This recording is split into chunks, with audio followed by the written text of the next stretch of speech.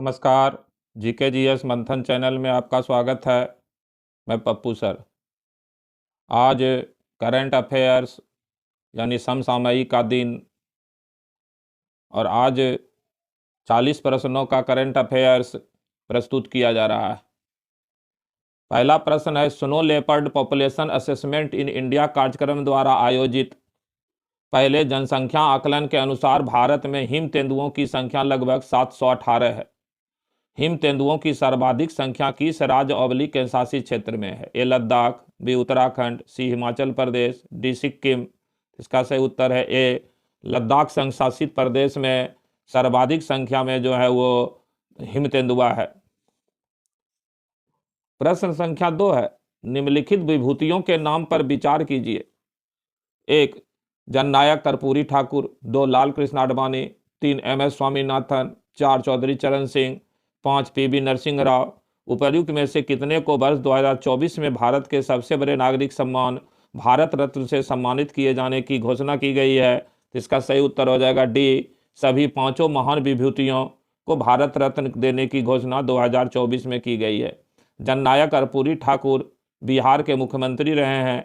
Lal Krishna Advani BJP leader और भारत के उप प्रधानमंत्री रहे। Doctor MS. स्वामीनाथन कृषि वैज्ञानिक और भारत में हरित क्रांति के जनक। चौधरी चरण सिंह उत्तर प्रदेश के किसान नेता और पूर्व प्रधानमंत्री। और पी.वी. नरसिंह राव कांग्रेस के नेता और पूर्व प्रधानमंत्री रहे। प्रश्न संख्या 3 है, समाचार की सुर्खियों में रहा चुशुल क्षेत्र निम्न में से किस राज्य या संघशासित क्षेत्र से संबंधित है? ए अरुणाचल प्रदेश, बी सिक्किम, सी हिमाचल प्रदेश, डी लद्दाख। तो इसका सही उत्तर है डी, लद्दाख में जो है वो चुशुल क्षेत्र है। और चुशुल क्षेत्र जो है ये वास्तविक नियंत्रण रेखा यानी LAC line of actual control के पास है, जहां पर चीनी सैनिक भारतीय चरवाहों से उलझ गए थे।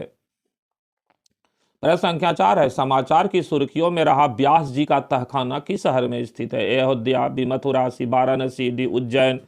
तो इसका सही उत्तर है सी, वाराणसी यानी काशी में जो है व्यास जी का तहखाना है। वाराणसी यानी काशी में जो काशी विश्वनाथ मस्जिद मंदिर के बगल में मस्जिद है ना, उसी में व्यास जी के तहखाना का पता चला है। प्रश्न संख्या 5 है, निम्न में से किस राज्य की सरकार ने भैंसों एवं बुलबुल की पारंपरिक लड़ाई को आधिकारिक तौर पर फिर से प्रारंभ करने की पहल प्रारंभ की है? ए कर्नाटक, बी केरल, सी तमिलनाडु, डी असम। जिसका सही उत्तर है डी, असम राज्य ने फिर से जो है भैंसों एवं बुलबुल की पारंपरिक लड़ाई को शुरू करने का जो है घोषणा किया है। ये असम में माघ बिहू के कटाई त्यौहार पर यह लड़ाई का आयोजन बहुत पहले से होता रहा है। प्रश्न संख्या 6 है, प्रयोगशाला में विकसित मांस के बारे में निम्न में कौन सा कथन सत्य है? ए सिंगापुर के रेस्टोरेंटों और होटलों में प्रयोगशाला में विकसित मांस के व्यंजन परोसे जाते हैं। बी प्रयोगशाला में विकसित मांस शाकाहारी है। सी सेंट्रल मैरीन रिसर्च संस्थान कोच्चि ने प्रयोगशाला में मछली के मांस को विकसित करने की परियोजना प्रारंभ की है। डी प्रयोगशाला में विकसित मांस स्वाद, बनावट तथा पौष्टिक तत्वों के मामले में मूल उत्पाद की ही भांति होता है। इसका सही उत्तर हो जाएगा बी, प्रयोगशाला में विकसित मांस शाकाहारी है।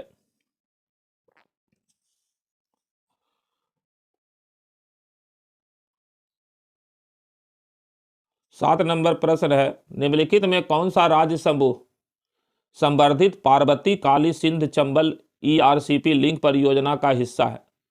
ए Madhya Pradesh Rajasthan, B Rajasthan Madhya Pradesh Uttar Pradesh, C Rajasthan Uttar Pradesh, D Rajasthan Uttar Pradesh Haryana Madhya Pradesh.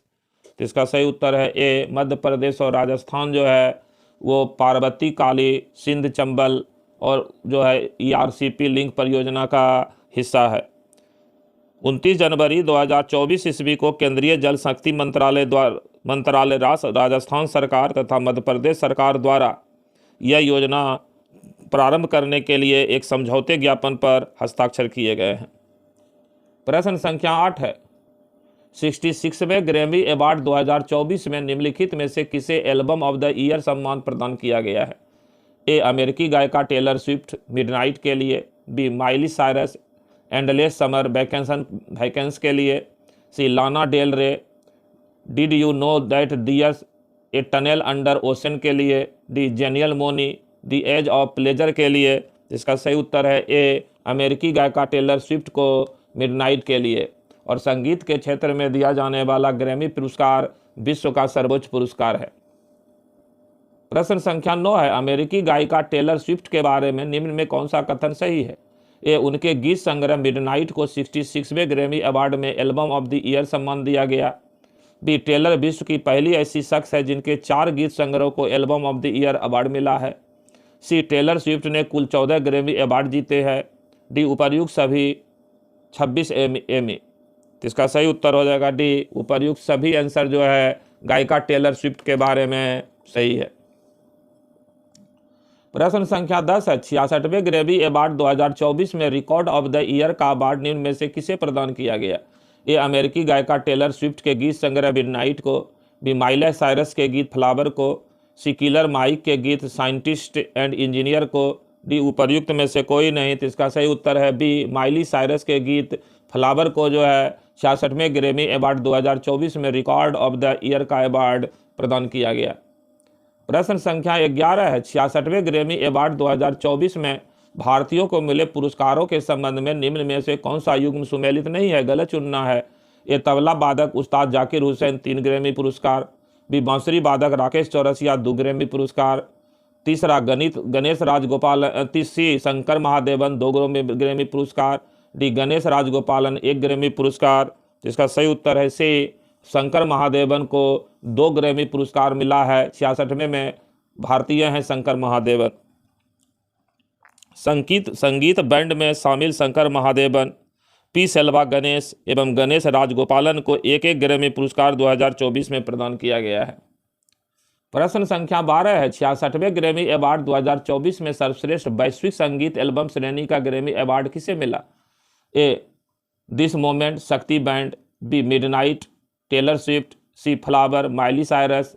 D, Scientists and Engineers Killer Mike. इसका सही उत्तर है A, This Moment Shakti band को जो है वो सर्वश्रेष्ठ वैश्विक संगीत एल्बम श्रेणी का ग्रैमी अवार्ड प्रदान किया गया। प्रश्न संख्या 63 है, 66वें ग्रैमी अवार्ड 2024 के संदर्भ में निम्नलिखित कथनों पर विचार कीजिए। एक, प्रधानमंत्री नरेंद्र मोदी द्वारा लिखित अबंडेंस इन मिलेट्स को 66वें ग्रैमी अवार्ड 24 में ग्लोबल म्यूजिक परफॉर्मेंस में नामित किया गया। 2, बेस्ट म्यूजिक परफॉर्मेंस के लिए ग्रैमी अवार्ड पश्तो को मिला। उपर्युक्त में से कितने कथन सही हैं? तो इसका सही उत्तर है सी, दोनों 1 और 2 दोनों विकल्प जो है वो सही है। अबंडेंस इन मिलेट्स गीत की रचना प्रधानमंत्री नरेंद्र मोदी ने अमेरिकी गायक फाल्गुनी के साथ मिलकर की है। उस्ताद जाकिर हुसैन, पंडित राकेश चौरसिया, अमेरिकी बेंजो वादक बेला फलेक तथा बेस वादक एडगर मेयर के गीत पुश्तो को best global music performance Grammy पुरस्कार मिला है। प्रश्न संख्या 14 है, 7 फरवरी 2024 की स्थिति के अनुसार निम्नलिखित में से कौन झारखंड का मुख्यमंत्री है? ए, शिबू सोरेन। बी, हेमंत सोरेन। सी, सीता सोरेन। डी, चंपई सोरेन। तो इसका सही उत्तर है डी, चंपई सोरेन जो है अभी वर्तमान में झारखंड के मुख्यमंत्री हैं। इनके पहले मुख्यमंत्री हेमंत सोरेन थे, जो ईडी की गिरफ्तारी के डर के कारण ये त्यागपत्र दे दिए थे और हेमंत सोरेन वर्तमान में जेल में है। प्रश्न संख्या 15 है, समान नागरिक संहिता अपनाने वाला देश का पहला राज्य स्वतंत्रता के बाद कौन है? ए, उत्तर प्रदेश। बी, उत्तराखंड। सी, मध्य प्रदेश। डी, असम। तो इसका सही उत्तर है डी, असम। इसका सही उत्तर है बी, उत्तराखंड जो है स्वतंत्रता के बाद समान नागरिक संहिता, जिसको हम लोग कॉमन सिविल कोड या यूनिफॉर्म सिविल कोड कहते हैं, जिसकी चर्चा संविधान के अनुच्छेद 44 में है, उत्तराखंड स्वतंत्रता के बाद देश का पहला राज्य है जो समान नागरिक संहिता को स्वीकार किया है। प्रश्न संख्या 16 है, समान नागरिक संहिता के संदर्भ में निम्नलिखित कथनों पर विचार कीजिए। 1, उत्तराखंड देश का ऐसा पहला राज्य है जिसका विधानसभा ने 7 फरवरी 24 को समान नागरिक संहिता विधेयक पारित किया। 2, यह कानून उत्तराखंड राज्य की अनुसूचित जनजातियों पर लागू नहीं होगा। 3, भारतीय संविधान के नीति निर्देशक सिद्धांत से संबंधित अनुच्छेद 44 में सारे देश के में समान नागरिक संहिता अपनाए जाने की अपेक्षा की गई है। 4, उत्तराखंड विधानसभा द्वारा पारित समान नागरिक संहिता का ड्राफ्ट सर्वोच्च न्यायालय की सेवानिवृत्त न्यायाधीश न्यायमूर्ति रंजना पी देसाई की अध्यक्षता में गठित समिति की सिफारिशों पर आधारित है। तो इसका सही उत्तर हो जाएगा डी, सभी चारों विकल्प जो है वो उत्तराखंड के समान नागरिक संहिता के बारे में सही है। प्रश्न संख्या 17 है, भारत सरकार ने किस देश की सीमा से लोगों को की वीजा युक्त आवाजाही पर प्रतिबंध लगा दिया है? ए म्यांमार, बी भूटान, सी नेपाल, डी उपर्युक्त में से कोई नहीं। तो इसका सही उत्तर है ए म्यांमार के से जो है आवाजाही पर भारत सरकार ने प्रतिबंध लगा दिया है। भारत सरकार के गृह मंत्रालय ने 8 फरवरी 2024 को तत्कालिक प्रभाव से म्यांमार की सीमा पर लोगों की वीजा मुक्त आवाजाही पर प्रतिबंध लगा दिया है। अब म्यांमार सीमा से भारत आने वाले विदेशियों के भारत द्वारा निर्गत वीजा के आधार पर ही प्रवेश अनुमान होगा। वीजा युक्त नहीं होना चाहिए, यहाँ वीजा मुक्त होना चाहिए। वीजा युक्त गलत प्रिंट हो गया है। वीजा मुक्त आवाजाही पर प्रतिबंध है। प्रश्न संख्या 18 है, चुनावी बॉन्ड योजना को सर्वोच्च न्यायालय की 5 सदस्यीय संविधान पीठ ने इस बारे में निम्न में से किस कानून में दिए गए संशोधनों को असंवैधानिक करार दिया है? ए आयकर अधिनियम, 2 जनप्रतिनिधित्व अधिनियम, 3 कंपनी अधिनियम। उपयुक्त में से कितने कथन सही हैं? इसका सही उत्तर है सी, सभी तीनों कथन जो है वो सही है। आयकर अधिनियम, जनप्रतिनिधित्व अधिनियम और कंपनी अधिनियम तीनों के विरुद्ध माना है सर्वोच्च न्यायालय ने चुनावी बॉन्ड योजना को, इसलिए इसको असंवैधानिक घोषित करते हुए रद्द कर दिया है। प्रश्न संख्या 19 है, फरवरी 2024 के मध्य में प्रधानमंत्री नरेंद्र मोदी द्वारा विश्व में कहाँ बोचासन बासी अक्षर पुरुषोत्तम स्वामी नारायण संस्था द्वारा निर्माण कराए गए हिंदू मंदिर का उद्घाटन किया गया? ए अबू धाबी संयुक्त अरब अमीरात, बी दुबई संयुक्त अरब अमीरात, C Bali Indonesia, D Port Louis Mauritius. इसका सही उत्तर है ए अबू धाबी संयुक्त अरब अमीरात यानी यूएई यूनाइटेड अरब अमीरात के अबू धाबी में जो है वो मंदिर का उद्घाटन जो है वो प्रधानमंत्री मोदी ने फरवरी 2024 में किया। प्रश्न संख्या 20 है, ट्रांसपेरेंसी इंटरनेशनल द्वारा जारी भ्रष्टाचार बोध सूचकांक 2023 में भारत किस स्थान पर है? ए 80, बी 85, सी 93, डी 97। इसका सही उत्तर है सी, भारत जो है 93 स्थान पर है भ्रष्टाचार बोध सूचकांक 2023 जो ट्रांसपेरेंसी इंटरनेशनल द्वारा जारी किया जाता है।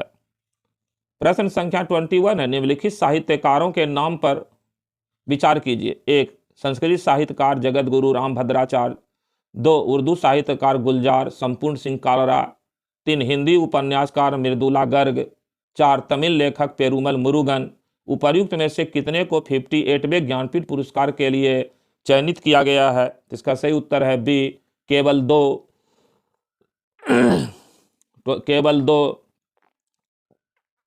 यानी कि उर्दू साहित्यकार गुलजार, जिनका पुराना नाम संपूर्ण सिंह कालरा है, इनको जो है नामित किया गया है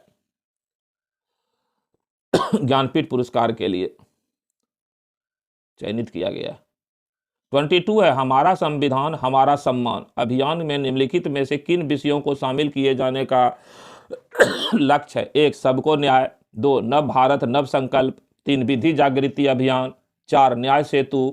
कूट में कितना विकल्प सही है? इसका सही उत्तर हो जाएगा डी, चारों विकल्प जो है वो सही है। सबको न्याय, सब नव भारत नव संकल्प, विधि जागृति अभियान और न्याय सेतु। प्रश्न संख्या 23 है, सर्वोच्च न्यायालय विधिक सेवाएं समिति के बारे में निम्न में कौन सा कथन सही नहीं है? ए इसका गठन विधिक सेवाएं प्राधिकरण अधिनियम 1987 की धारा 3A के तहत किया गया। बी सर्वोच्च न्यायालय के न्यायाधीश न्यायमूर्ति BR गवई को इसका अध्यक्ष नामित किया गया है। सी एक गैर संवैधानिक निकाय है। डी इस समिति के अध्यक्ष तथा सदस्यों को सर्वोच्च न्यायालय के मुख्य न्यायाधीश द्वारा नामित किया जाता है। तो इसका सही उत्तर है सी, यह एक गैर संवैधानिक निकाय है, ये गलत है। गैर सांविधिक निकाय है, ये गलत है। बाकी ए, बी और डी तीनों विकल्प जो है विधिक सर्वोच्च न्यायालय विधिक सेवाएं समिति के बारे में सत्य है। प्रश्न संख्या 24 है, नीचे दे गए कार्यक्रमों पर विचार कीजिए। 1 प्रधानमंत्री गरीब कल्याण अन्न योजना, 2 प्रधानमंत्री पोषण शक्ति निर्माण, 3 प्रधानमंत्री मुद्रा योजना, 4 सौभाग्य योजना, 5 मिशन पोषण 2 तथा सक्षम आंगनबाड़ी। उपर्युक्त में से कितने कार्यक्रमों ने 13-14 से 22-23 के बीच भारत में बहुआयामी निर्धनता में 24.82 करोड़ लोगों को बाहर निकालने में महत्वपूर्ण भूमिका निभाई है? इसका सही उत्तर हो जाएगा सी,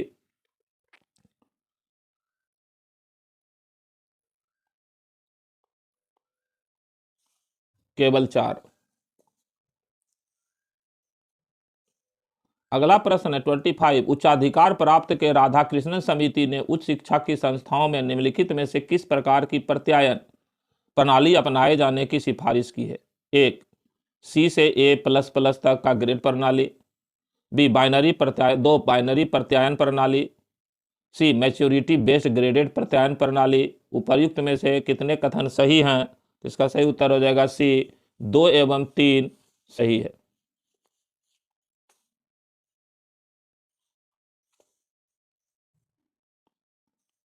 प्रश्न संख्या 26 है, Indian school of business Hyderabad में आयोजित पब्लिक पॉलिसी डायलॉग्स 2024 में निम्न में से किस योजना को सर्वोत्तम नवोन्मेष पुरस्कार प्रदान किया गया है? ए, SVA-MIT-VA योजना, बी PM-SVA निधि योजना, सी PM पोषण योजना, डी PM देव INE योजना। इसका सही उत्तर है ए, SVA-MIT-VA योजना को जो है सर्वोत्तम नवोन्मेष पुरस्कार प्रदान किया गया है।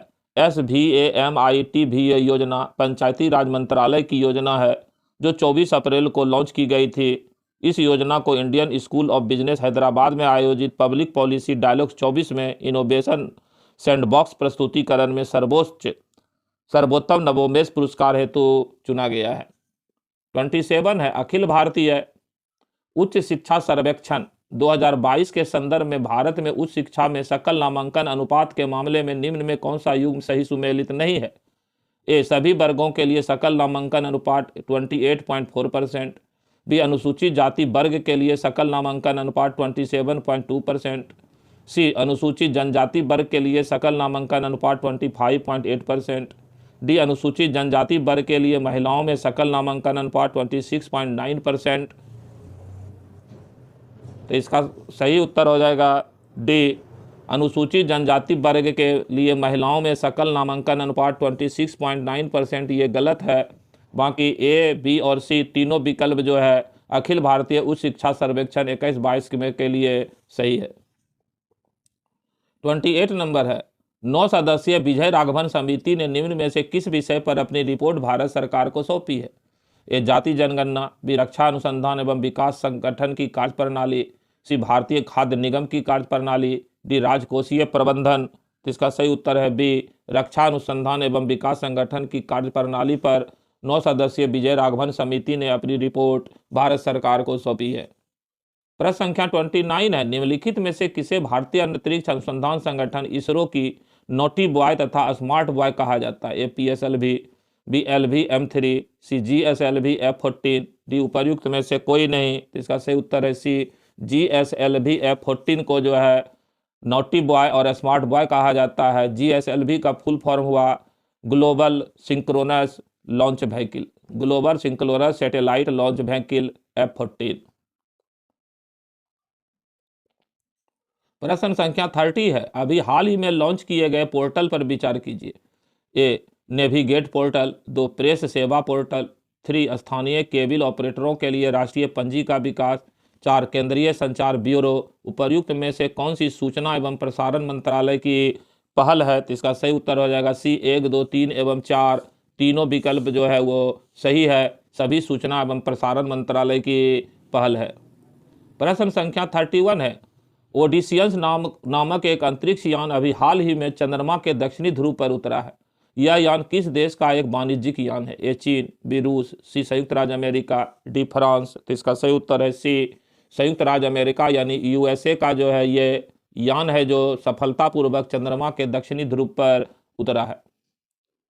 अमेरिकी अंतरिक्ष संगठन नासा द्वारा वित्त पोषित मानव रहित वाणिज्यिक रोबोट है जो आर्टेमिस कार्यक्रम के तहत चंद्रमा पर मानव अन्वेषणों का भविष्य में मार्ग प्रशस्त करेगा।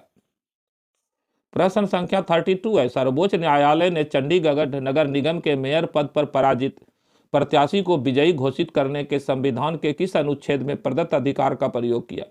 ए, अनुच्छेद 141, बी, अनुच्छेद 142, सी, अनुच्छेद 143, डी, अनुच्छेद 144। तो इसका सही उत्तर है बी, अनुच्छेद 142 का प्रयोग करते हुए सर्वोच्च न्यायालय ने चंडीगढ़ मेयर पद के प्रत्याशी जो पराजित हो गए थे उनको विजयी घोषित किया गया है। चंडीगढ़ मेयर के चुनाव में रिटर्निंग ऑफिसर यानी चुनाव अधिकारी अनिल मसीह द्वारा आप यानी आम आदमी पार्टी और कांग्रेस के संयुक्त प्रत्याशी के पक्ष में पड़े 8 मतों को निरस्त करते हुए भाजपा के प्रत्याशी को विजयी घोषित कर दिया था। इससे पहले पंजाब हरियाणा उच्च न्यायालय तथा बाद में सर्वोच्च न्यायालय में चुनौती दी गई। सर्वोच्च न्यायालय के मुख्य न्यायाधीश न्यायमूर्ति DY चंद्रचूड़ की अध्यक्षता वाली एक खंडपीठ ने रिटर्निंग ऑफिसर के निर्णय को रद्द करते हुए आप कांग्रेस उम्मीदवार को विजयी घोषित कर दिया। ऐसा अनुच्छेद 142 में प्रदत्त अधिकार के तहत सर्वोच्च न्यायालय ने किया। प्रश्न संख्या 33 है, ओपन AI द्वारा लॉन्च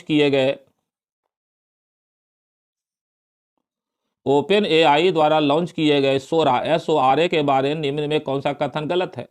ये सोरा एक कृत्रिम मेघा मॉडल है जो पाठ टेस्ट आधारित निर्देशों के अनुसार वास्तविक एवं काल्पनिक दृश्य सृजित कर सकता है। बी, सोरा केवल 30 मिनट तक की अवधि के टेक्स्ट टू वीडियो ही बना सकता है। सी, सोरा बहु अभिलक्षणों के साथ जटिल दृश्य सृजित करने में सक्षम है। डी, सोरा यह समझाने में सक्षम है कि उसके उपयोगकर्ता ने क्या निर्देश दिया है, साथ ही यह भी कि ऐसी चीजें भौतिक जगत में किस रूप में विद्यमान है। तो इसका सही उत्तर हो जाएगा बी, सोरा केवल 30 मिनट तक की अवधि के टेक्स्ट टू वीडियो ही बना सकता है। ये सोरा के बारे में गलत है, बाकी ए, सी और डी विकल्प SORA के बारे में बिल्कुल सत्य है।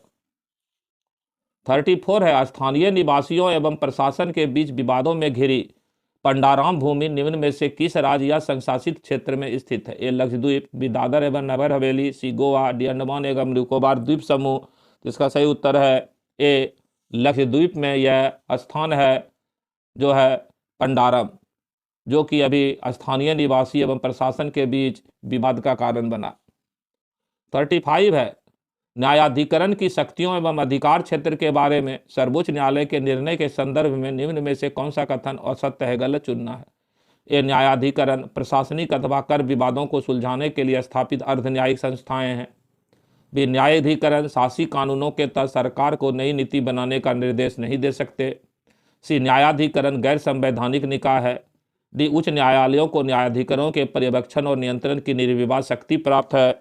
इसका सही उत्तर है सी, न्यायाधिकरण गैर संवैधानिक निकाय है। ये गलत है। बाकी तीनों विकल्प न्यायाधिकरण के बारे में सही है। 36 है, भारत में संपोषणीय कृषि को बढ़ावा देने के लिए सरकार द्वारा निम्नलिखित पहले प्रारंभ की गई। एक, राष्ट्रीय संपोषणीय कृषि मिशन। 2, परंपरागत कृषि विकास योजना। 3, उत्तरी पूर्वी क्षेत्र हेतु मिशन जैविक मूल्य श्रृंखला विकास। 4, नदियों के दोनों किनारों पर जैविक खेती का विकास। उपर्युक्त में से सही कथन है ए, इसका आंसर हो जाएगा 1, 2 एवं 3। राष्ट्रीय संपोषणीय कृषि मिशन, परंपरागत कृषि विकास योजना, उत्तरी पूर्वी क्षेत्र हेतु मिशन जैविक मूल्य श्रृंखला विकास, ये तीनों भारत के संपोषणीय कृषि को बढ़ावा देने के लिए सरकार द्वारा प्रारंभ की गई है। प्रश्न संख्या 37 है, नारंगी रंग का मेढक पर्पल फ्रॉग कहाँ पाया जाता है? ए, अन्नामलाई पहाड़ी में, बी, विंध्य पर्वतमाला में, सी, शिवालिक पहाड़ी में, डी, छोटा नागपुर में। इसका सही उत्तर है ए, अन्नामलाई की पहाड़ियों में नारंगी रंग का मेढक पाया जाता है। नारंगी जो है नारंगी रंग का, नारंगी नहीं बैगनी होना चाहिए। यहाँ पर बैगनी मेढक की 2 प्रजातियां हैं, नासिका बट्राचूस साहादरेंसिस और नासिका बट्राचूस भूपाती। प्रश्न संख्या 38 है, स्वीडन में लिकोपिंग विश्वविद्यालय के अनुसंधानकर्ताओं द्वारा विकसित इलेक्ट्रॉनिक मृदा ई सॉइल किस प्रकार की खेती के लिए उपयुक्त हो सकती है? ए, बारानी खेती, बी, हाइड्रोपोनिक्स, सी, ढालू क्षेत्रों में खेती, डी, चारागाही खेती। इसका सही उत्तर है बी, हाइड्रोपोनिक्स यानी जलीय कृषि के लिए इलेक्ट्रॉनिक मृदा ई सॉइल, जिसका कि अनुसंधान स्वीडन में लिकोपिंग विश्वविद्यालय में किया गया है, वो हाइड्रोपोनिक्स खेती के लिए ई सॉइल यानी इलेक्ट्रॉनिक मृदा ज़्यादा उपयुक्त है। 39 नंबर है, डार्क एनर्जी के बारे में निम्नलिखित कथनों पर विचार कीजिए। 1, डार्क एनर्जी ऊर्जा का एक रहस्यमयी स्वरूप है जो ब्रह्मांड की समग्र ऊर्जा सामग्री का महत्वपूर्ण हिस्सा है। 2, ब्रह्मांड का लगभग 68% हिस्सा डार्क एनर्जी तथा 27% हिस्सा डार्क मैटर है। उपर्युक्त में से कौन से विकल्प सही है? तो इसका सही उत्तर हो जाएगा सी, दोनों विकल्प जो है इसमें से सही है। यानी कि डार्क एनर्जी ऊर्जा का एक रहस्यमयी स्वरूप है जो ब्रह्मांड की समग्र ऊर्जा सामग्री का महत्वपूर्ण हिस्सा है और दूसरा ब्रह्मांड का लगभग 68% हिस्सा डार्क एनर्जी तथा 27% हिस्सा डार्क मैटर है। और अंतिम प्रश्न है, 40 नंबर प्रश्न है, भारत के किस क्षेत्र में प्रवाल भित्तियां यानी कोरल रीफ नहीं पाई जाती है? ए कच्छ की खाड़ी में, बी सुंदरबन का डेल्टा में, सी मन्नार की खाड़ी में, डी अंडमान और निकोबार द्वीप समूह में। इसका सही उत्तर है भी सुंदरबन का डेल्टा जो है वो गंगा और ब्रह्मपुत्र नदी के द्वारा विकसित किया गया दुनिया का सबसे बड़ा नदी डेल्टा है। इस डेल्टा क्षेत्र में कोरल रीफ यानी प्रवाल भित्तियां नहीं पाई जाती है। कच्छ की खाड़ी में, मन्नार की खाड़ी में और अंडमान निकोबार द्वीप समूह में कोरल रीफ पाई जाती है। इस वीडियो में इतना ही। जय हिंद, जय भारत, नमस्कार।